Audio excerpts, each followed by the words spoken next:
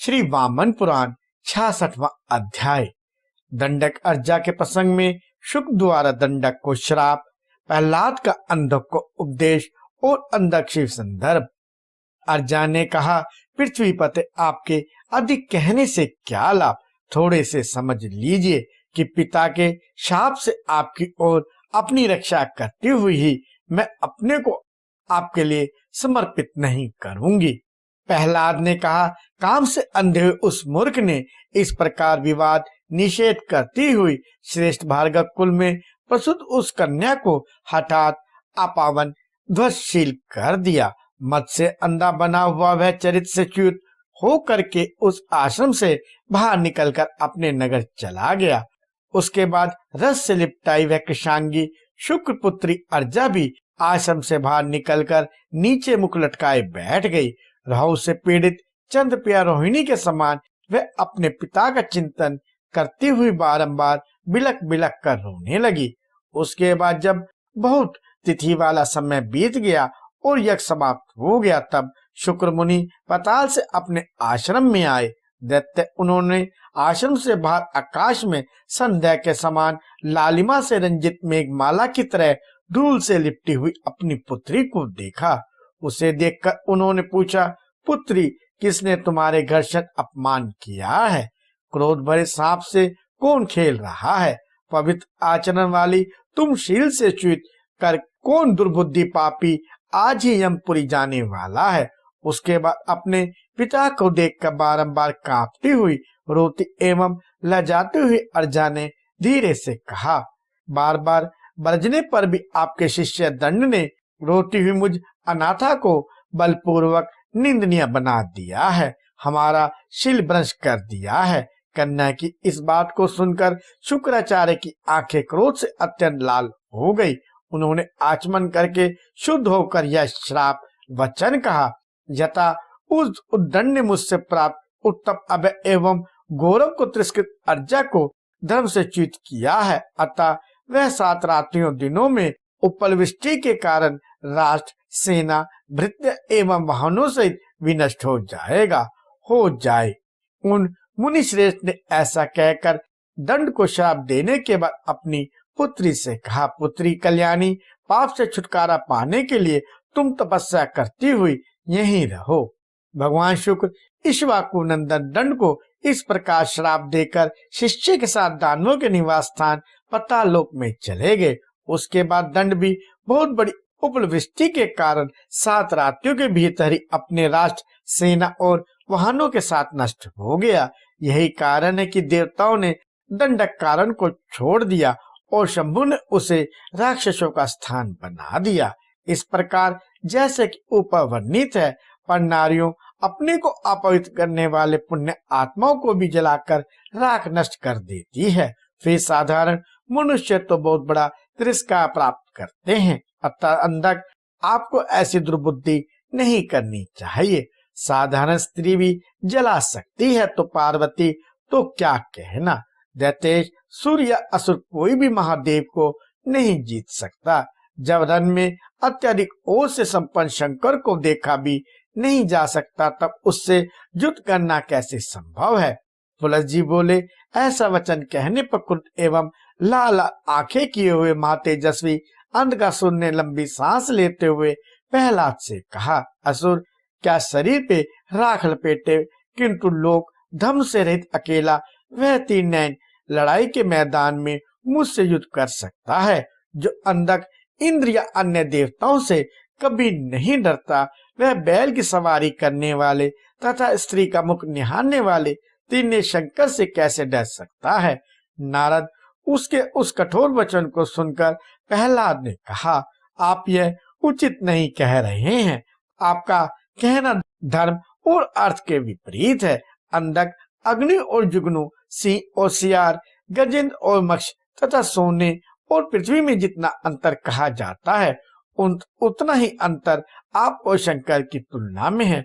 वीर, आपको मैंने रोका है और अब भी बार बार रोक रहा हूँ। आप देवऋषि आसित का वचन सुने। जो व्यक्ति धर्मनिष्ठ, अभिमान और क्रोध के जीतने वाला, विद्या से विनम्र, किसी को दुख ना देने वाला, अपनी पत्नी में संतुष्ट और पर स्त्री का त्याग करने वाला होता है, उसे संसार में कोई भय नहीं होता।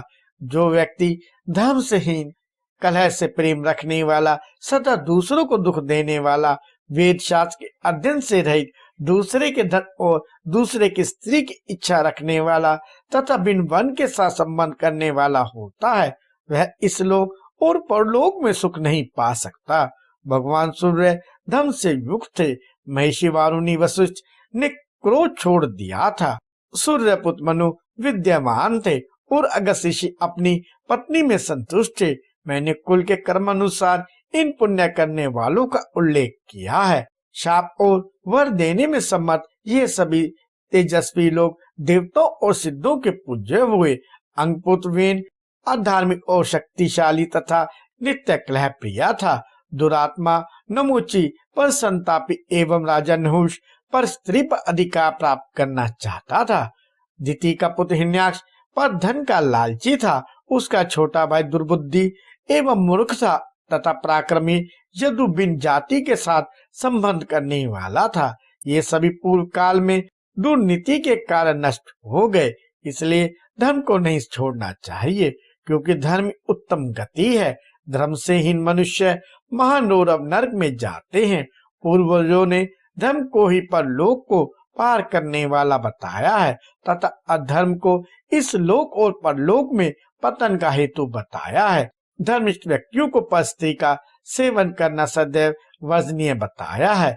यथा पर स्त्रियां 21 नरकों में ले जाती हैं। अंधक सभी वर्णों के लिए यह निश्चित धर्म है।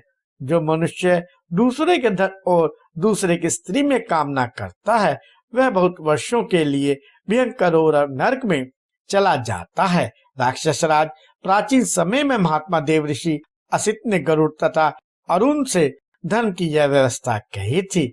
इसलिए विद्वान व्यक्ति दूसरी स्त्रियों को दूर से ही परित्याग कर दे, क्योंकि पर स्त्रियां नीच बुद्धि वाले मनुष्य को तिरस्कृत करा देती हैं। पुलस जी बोले, इस प्रकार का वचन कहने पर अंधक ने प्रहलाद से कहा कि आप अकेले धर्मनिष्ठ हैं, मैं धर्म का व्यवहार नहीं करता। प्रहलाद से इस प्रकार कहकर अंधक ने शंबर से कहा, शंबर तुम मंदर पर्वत पर जाओ और शंकर से कहो, विश्वक तुम गुफा में रहने वाले होकर और सबके समान मंदर पर्वत पर उपभोग क्यों कर रहे हो? तुम बताओ कि तुमको इसे किसने दे दिया है? इन आदि देवता मेरा शासन मानते हैं, तुम मेरा अपमान करके इस मंदर पर्वत पर कैसे रह रहे हो? यदि यह पर्वत राज तुम्हें अभीष्ट है तो मेरे कहने के अनुसार कार्य करो। तुम्हारी जो स्त्री है उसे मुझे शीघ्र दे दो। उसके ऐसा कहने पर शंबर शीघ्रता से उस मंदर पर्वत पर गया जहाँ पिनाकपानी शंकर देवी के साथ निवास कर रहे थे। धनुपुत्र ने वहां जाकर अंधक के वचन को ज्यों का त्यों कहा। शंकर ने पर्वत नंदिनी के सुनते हुए उसे उत्तर दिया, बुद्धिमान इंद्र ने मुझे यह मंदर पर्वत दिया है, इसलिए वरतासुर के वैरी इंद्र की आज्ञा के बिना मैं इसे नहीं छोड़ सकता। दानव ने जो यह कहा है कि गिरिनंदिनी को मुझे दे दो, तो ये अपनी इच्छा से जा सकती है, मैं इन्हें नहीं रोक सकता।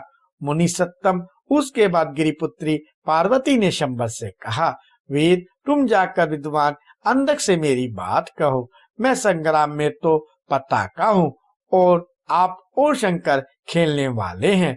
प्राणों का धूत फैलाकर हाथ जीत का दांव लगाकर जो जीतेगा वह मुझे प्राप्त करेगा। ऐसा कहने पर बुद्धिमान शंबर अंधक के पास गया एवं उसने शंकर और गौरी की कही हुई बातें जो की तो उससे कह दी। उसे सुनकर दानपति की आंखें क्रोध से जलने लगी।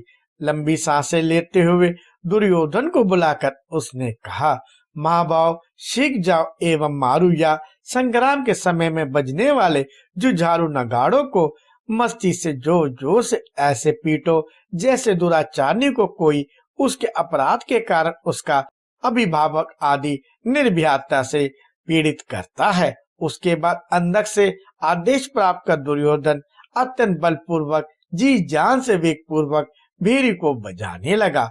बलवान दुर्योधन द्वारा बलपूर्वक बजाई जाती हुई वह बेरी सा भयंकर ध्वनि में गरगराने लगी। जिस प्रकार सुर भी गरगराती है, उसकी उस ध्वनि को सुनकर सभी बड़े असुर यह क्या है ऐसे कहते हुए शीघ्रता से सभा में आ गए। पराक्रमी सेनापति ने उन सभी से उच्च और सत्य वचन कहा। युद्ध की इच्छा करने वाले बलवानों में श्रेष्ठ वे सभी वीर तैयार हो गए। हाथी, ऊंट, घोड़े और रथों सहित वे सभी अंधक के साथ बाहर निकले। 5 नल अर्थात 2000 हाथ के प्रमाण वाले रथ पर चढ़कर अंधक त्रिलोचन शंकर को जीतने का निश्चय कर बाहर निकला।